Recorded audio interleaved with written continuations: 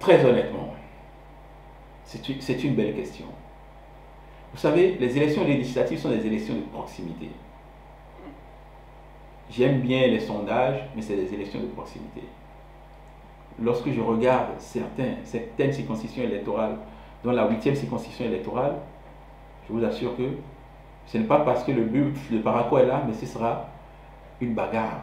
Ce sera une vraie bagarre. D'accord? Ah, vous savez, je ne ferai pas de pronostic parce que la hack va me tomber dessus. Vous voyez? Mais vous n'êtes plus, mais écoutez, vous n'êtes plus de la liste. Je ne suis pas de la liste, mais je suis toujours démocrate. Je ne vais pas, par mes propos, créer des soucis réels cette fois-ci aux démocrates. Vous êtes optimiste et au niveau de la... Je suis optimiste si nous faisons deux choses. Voilà.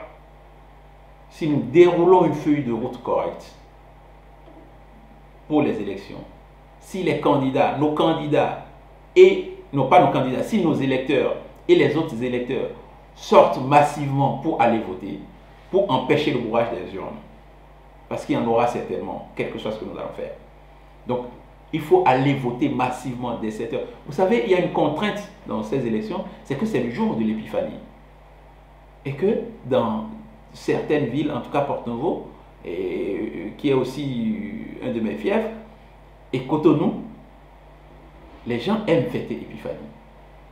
Si les populations ne se disent pas que c'est une élection de survie et que Dieu nous pardonnera de ne pas être allé à l'église à 7 heures et d'y rester jusqu'à 17 heures, et que Dieu ne nous pardonnera pas cette fois-ci de ne pas être allé voter pour sauver cette démocratie, si les électeurs ne comprennent pas ça, et si nous-mêmes nous ne faisons pas comprendre ça aux électeurs, ça c'est le premier facteur possible d'échec.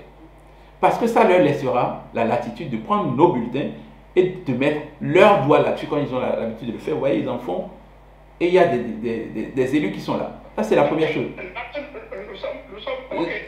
La deuxième chose, je l'ai dit tout à l'heure, il faut que nous soyons vigilants pour la surveillance des urnes. Du début, au niveau de la coordination de l'arrondissement, au niveau de la commune, jusqu'à ce que ça arrive à la